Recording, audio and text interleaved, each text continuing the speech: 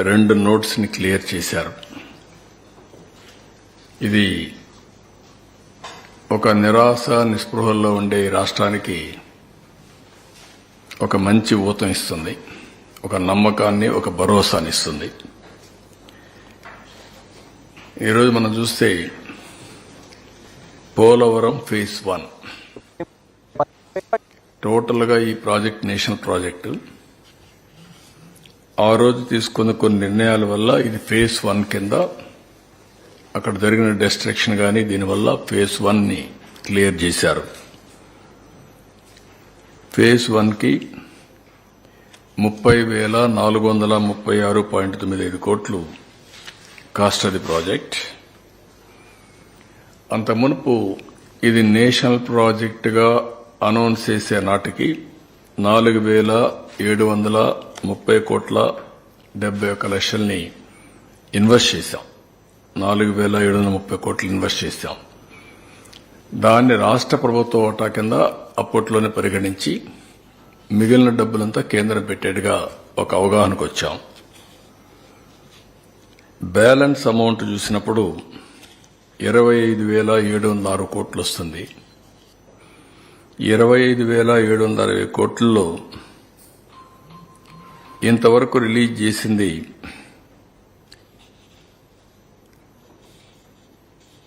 15,146 కోట్లు. ఆ బ్యాలెన్స్ లో మొత్తం రిలీజ్ తీసేసినాక 15,146 కోట్లు ఇవ్వాలి. ల్యాండ్ అక్విజిషన్ కి అండ్ ఆర్ ఇవన్నిటికీ 1,597 కోట్లు ఖర్చు పెట్టాం. ఇవన్నీ పోతే ఈరోజు నెట్ 12,157 కోట్లు ఇవ్వడానికి కేబినెట్ ఇన్ ప్రిన్సిపల్ యాక్సెప్ట్ చేసింది.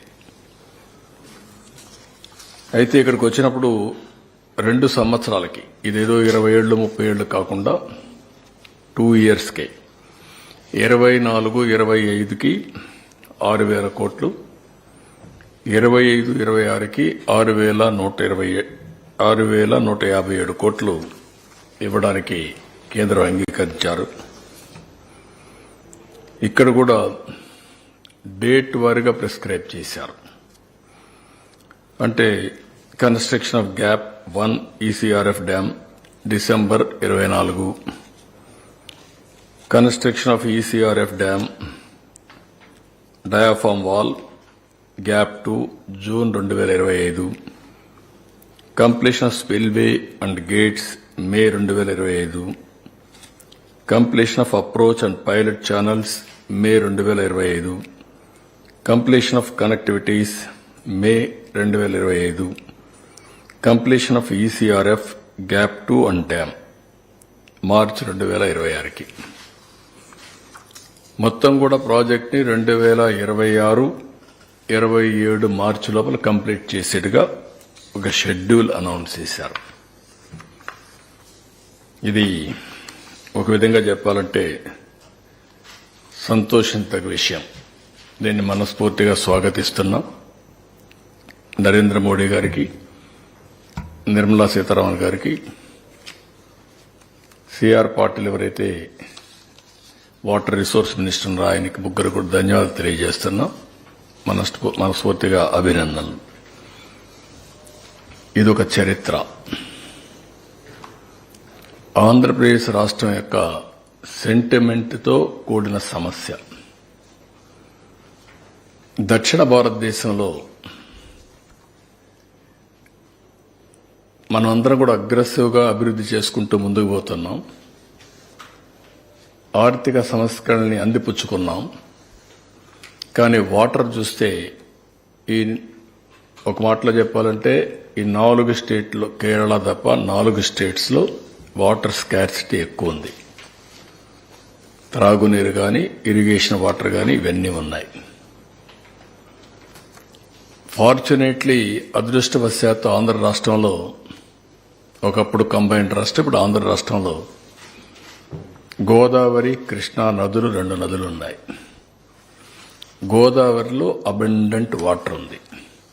ఇది సముద్రం లేకపోతా ఉంది. అయితే ఎప్పుడో ఈ ప్రాజెక్టు ప్రారంభించినా కానీ ఆ రోజు చేసినటువంటి రాజశేఖర్ రెడ్డి యొక్క చర్యల వల్ల ప్రాజెక్టు ముందుకు పోకుండా వెనుకబోయే పరిస్థితికి వచ్చింది. అది హిస్టారికల్గా మీరందరూ ఒకసారి చూస్తే దీనికి ఎన్ని శాపాలు ఉండాలో అన్ని శాపాలతో ఇప్పుడిప్పుడు విముక్తి పొందుతున్నాం. ఈ ప్రాజెక్ట్ ఎప్పుడో అంజయ్ గారు ఫౌండేషన్ వేశారు. అప్పుడే ఇందిరాసాగర్ పేరు కూడా పెట్టారు. ఇట్లా అనేక సమయాల్లో ఈవెన్ కాటన్ అయితే అప్పట్లోనే ఆలోచన చేశాడు. ధవళేశ్వరం ప్రాజెక్టు కట్టే మునిపే ఇక్కడ ప్రాజెక్టు కడితే ఎట్లుంటుందని చేసి బ్రిటిష్ పార్లమెంట్ ఒప్పుకోకపోతే అప్పుడు ధవళేశ్వరం బ్యారేజ్ కట్టాడు.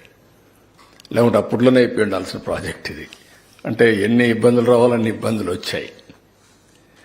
అలాంటిది రాజశేఖర్ రెడ్డి కాంట్రాక్టర్లు మార్చి ఆ కాంట్రాక్టర్ లిటిగేషన్ పడి 2009 వరకు ఆ కాంట్రాక్టులు పనిచేసింటే అయిపోయిండేది, పనిచేయకుండా అడ్డుపడ్డాడు. అది ఆయన చనిపోయే వరకు మళ్ళా కాంట్రాక్ట్ని పిలవలేకపోయాడు. కాలువలు మాత్రం కొంత మట్టి తీశాడు, కడవని వదిలేశాడు ఆయన. తర్వాత రోసయ్య గారు కూడా చేయలేకపోయారు. కిరణ్ కుమార్ రెడ్డి వచ్చిన తర్వాత సీఎం అయిన తర్వాత టెండర్లు పిలిచాడు. అది కూడా 20-25 సార్లు సమైక్య ఆంధ్రప్రదేశ్లో ఎవ్రీ టైం అసెంబ్లీలో వచ్చి అక్కడి నుంచి ప్రాజెక్టు యాజ్ ఇట్ ఈస్ ఉంది. ఆ సమయంలో బైఫర్కేషన్ అయింది. అప్పుడే ఈ రాష్ట్రానికి న్యాయం చేయాలి, ఎట్లా కాంపన్సేట్ చేయాలనుకున్నప్పుడు ఇది ఒక ముఖ్యమైన ప్రాజెక్ట్. పోలవరం ఒక నేషనల్ ప్రాజెక్టుగా ఇచ్చారు. అక్కడి నుంచి నేను ముఖ్యమంత్రి అయ్యాను. ప్రాజెక్ట్ ఇచ్చారు, చట్టంలో పెట్టారు, కానీ ఆ 7 మండలాలు ఇవ్వలేదు. ఆ 7 మండలాలు ముంపుకు గురవుతాయి. ముంపుకు గురైతే ఆ మండలాలు రాకపోతే ప్రాజెక్టు కాదు. అప్పుడు కేంద్రాన్ని గట్టిగా అడిగినప్పుడు నేను ఆ రోజు ఒకటే చెప్పాను, నేను ముఖ్యమంత్రిగా ప్రమాణ స్వీకారం చేయాలంటే ఈ 7 మండలాలు ఇచ్చి ప్రాజెక్టు పూర్తి చేస్తామంటే నేను ఇది చేస్తానని ఆ 7 మండలాలు ఏమని అడిగాను. ఆ రోజు ఎన్డీఏ ప్రభుత్వం, థ్యాంక్స్ టు దెమ్, 7 మండలాలు ఇచ్చిన తర్వాత పార్లమెంట్ సమావేశాలు సమన్ చేశారు. ఎప్పుడు కూడా చరిత్రలో కేబినెట్ ఫార్మ్ అవుతానే పార్లమెంటు ఇచ్చేసి రెగ్యులర్ బిజినెస్కి వెళ్తారు. అట్లా కాకుండా పార్లమెంట్ సమావేశాల కంటే ముందు ఒక ఆర్డినెన్స్ పాస్ చేసి ప్రెసిడెంట్ ఆమోదించి తర్వాత పార్లమెంట్ సమావేశాలు పెట్టారు. That is the difference. ఆ విధంగా మన చిరకాల కోరిక నెరవేరే ఆశలు వచ్చాయి. అక్కడి నుంచి 28 సార్లు క్షేత్రస్థాయికి వెళ్ళారు. 82 సార్లు వర్చువల్గా సోమవారాన్ని పోలవరంగా చేసుకున్నాం. అదొక ప్యాషన్. ఒక మాటలో చెప్పాలంటే అది ఒక అబ్సెషన్. పోలవరం అనేది ఎట్టి పరిస్థితుల్లో కంప్లీట్ చేయాలి. పోలవరం ఆంధ్రప్రదేశ్ రాష్ట్రానికి ఒక వరం. ఇది కంప్లీట్ చేసి జాతికి అంకితం చేస్తే జాతి బాగుపడుతుందనే ధ్యేయంతో రాత్రింబగళ్ళు పనిచేశాం. 72% పనులు పూర్తి చేశాం. 11,762 కోట్ల రూపాయలు ఖర్చు పెట్టాం. ఒకే రోజున 32,215 క్యూబిక్ మీటర్ల కాంక్రీట్ పనులు పూర్తి చేసి గిన్నిస్ ఆఫ్ బుక్ వరల్డ్ రికార్డులో స్థానం సంపాదించాం. డయాఫామ్ వాల్ 414 రోజుల్లో పూర్తి చేశాం. 100 మీటర్ల లోతు డయాఫామ్ వాల్ని 414 రోజుల్లో పూర్తి చేశాం. స్పిల్వే గేట్లన్నీ డిజైన్లు సిద్ధం చేసి గేట్లను అమరించి అదే మార్గం మీరు చూస్తే ఎక్కడికక్కడ స్పిల్వే కానీ స్పిల్ ఛానల్ కానీ ఇవన్నీ పూర్తి చేశాం. కాఫర్ డ్యామ్ కట్టాం. లోయర్ అప్పర్ 2 కాఫర్ డ్యాములు కట్టాం. ఎప్పటికప్పుడు కేంద్రంలో ఉండే ఉమాభారతి, ఆనాటి మంత్రి, తర్వాత నితిన్ గడ్కరీ, ప్రధానమంత్రి గారికి కూడా ఎప్పుడప్పుడు బ్రీఫ్ చేస్తూ ఈ పనులన్నీ పూర్తి చేశాం. 4,114 కోట్ల రూపాయలతో ఆ రోజు పునరావాసం చేశాం. పునరావాస కార్యక్రమాలన్నీ పూర్తి చేశాం. ఎప్పుడు కూడా కేంద్రం డబ్బులు ఇవ్వలేదని పనులు ఆపలేదు. ముందు మనం రీఎంబర్స్ చేస్తే ఎప్పటికైనా వస్తాయనే ఉద్దేశంతో ముందుకెళ్లిపోయాం. ఆ విధంగా మీరు చూస్తే 2014-19 11,762 కోట్లు ఖర్చు పెడితే 4,998 కోట్లు వాళ్ళు ఇచ్చారు. మిగిలింది వాళ్ళు ఇవ్వకపోయినా మనం ఖర్చు పెట్టాం. మళ్ళీ తర్వాత వచ్చింది ఆ డబ్బులు, అది కూడా నేను చెప్తాను. ఈ విధంగా మొత్తం ప్రాజెక్ట్ని ఒక ఎట్టి పరిస్థితిలో ఈ ప్రాజెక్టు పూర్తి చేయాలి అనే తపన, ఒక డిటర్మినేషన్తో ప్రభుత్వం ముందుకెళ్లాం. అయితే 2019 గవర్నమెంట్ మారింది. మళ్ళా ఆ ప్రాజెక్టుకి శనిగ్రహం దాపరించింది. బాధ, ఆవేదన, కసి ఒకసారి కొన్ని రోజులు డైజెస్ట్ చేసుకొని కూడా చేసుకోలేం. ఎందుకంటే మీరు చూస్తే 82 సార్లు నేను నెలవారీగా హైదరాబాద్లో ఒకప్పుడు సర్ప్రైజ్ ఇన్స్పెక్షన్స్ 75 సార్లు వెళ్ళాను. ఈరోజు ఆ స్థితి అమారుగా ఉందంటే 75 సార్లు చరిత్రలో ఏ ముఖ్యమంత్రి క్షేత్రస్థాయి పరిశీలనకు పోయి ఉండరు. బస్సులో వెళ్ళడం, తిరగడం, బస్సులో ఇన్స్ట్రక్షన్స్ ఇవ్వడం, అక్కడి నుంచి సెక్రటరీకి పోవడం, అవన్నీ చేసి డెవలప్ చేశాం. అదే మరి 82 సార్లు వర్చువల్గా చేసి 28 సార్లు నేను ఇచ్చేసి ఒకసారి పండుగ కూడా దీపావళి పండుగ ఏదో ఉంది. ఆ రోజు నేను అమెరికాకు పోతూ గడ్కర్ని నాగ్పూర్లో కలిసి ఆ రోజు కూడా ఆయన ట్రబుల్లో పెట్టి ఈ ప్రాజెక్ట్ గురించి మాట్లాడి వెళ్ళాను. నేను ఆ రోజు ప్రాజెక్టులో వాళ్ళు కొన్ని విషయాలు చెప్తే నేను చదువుకొని రాత్రంతా మా సెక్రటరీ వాళ్ళందరూ చదివించి నేనే హైకోర్టులో, సుప్రీంకోర్టులో లాయర్ మారిగా వాళ్ళ దగ్గర ఆర్గ్యూ చేశాను. వర్డ్ టు వర్డ్ మీరు చెప్పండి, మీరు అంటున్నారు ఇది సెంట్రల్ ప్రాజెక్ట్ కాకపోతే ఏమవుతుందని కూడా ఆర్గ్యూ చేశాను. వాళ్ళు కన్విన్స్ అయ్యారు. అంత ఇదిగా చేసిన ప్రాజెక్ట్ని విలువ తెలియని వ్యక్తులు వస్తే ఏ విధంగా ఉంటుందో అదే జరిగింది. విలువ తెలియాలి, వాల్యూ అది ప్రాజెక్ట్. ప్రజలకు ఏం కావాలో తెలియాల్సిన అవసరం ఉంది. విలువ తెలియని వ్యక్తులు మీరు చూసినప్పుడు నేరుగా సైట్లో very crucial small work, coffer dam కొంత పోర్చాలి. అండర్స్టాండింగ్ ఇంజనీర్స్, అప్పుడుండే service provider, contractor before rainy సీజన్లో అది పూర్తి చేసేసరికి ప్లానింగ్, ఎగ్జిక్యూషన్ ఎవ్రీథింగ్ కంప్లీట్ చేశాం. ఆ సమయంలో ప్రజాస్వామ్యంలో మార్పులు జరుగుతాయి. ఇది చరిత్ర. ఆ మార్పు ఎంతవరకు పోయిందంటే ప్రమాణ స్వీకారం చేసిన తొలి రోజునే పోలవరం పని నిలిపేమన్నారు. Can you imagine? నేను ఆ రోజు ప్రమాణ స్వీకారం చేసిన తొలి రోజునే 7 మండలాలు ఇస్తే తప్ప నేను ప్రమాణ స్వీకారం చేయనని చెప్పాను. అది నా దూరదృష్టి. ఆ 7 మండలాలు ఇవ్వకపోతే ఏమవుతుంది?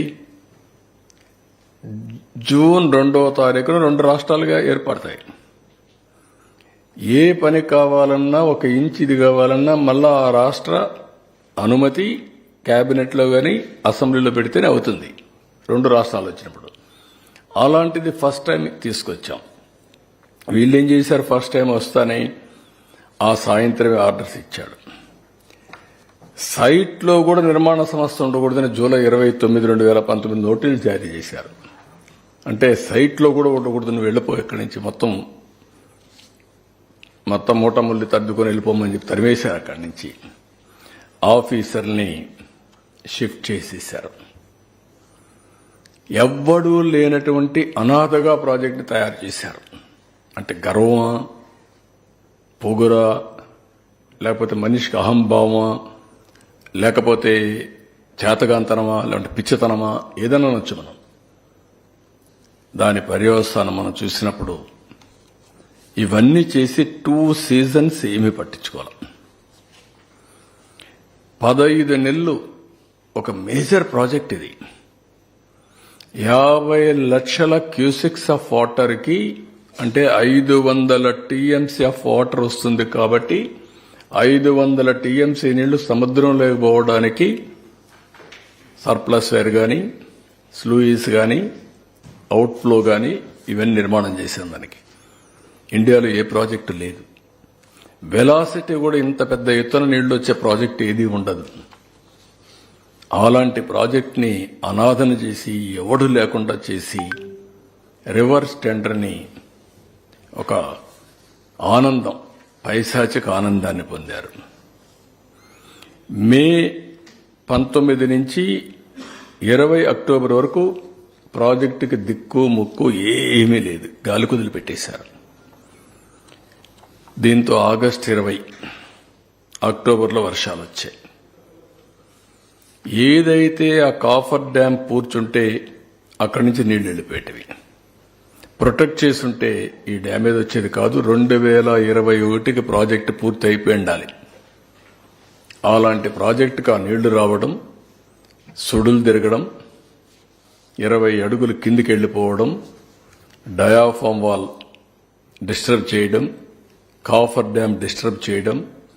కాఫర్ డ్యాంలో కూడా జెట్ రౌటింగ్ ఉంది, అది కూడా డిస్టర్బ్ కావడం.